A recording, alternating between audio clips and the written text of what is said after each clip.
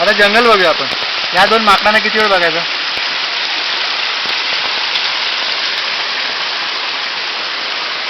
मी याचा हलतोय कारण माझ्या पायाखाली काहीच नाही म्हणजे आहे.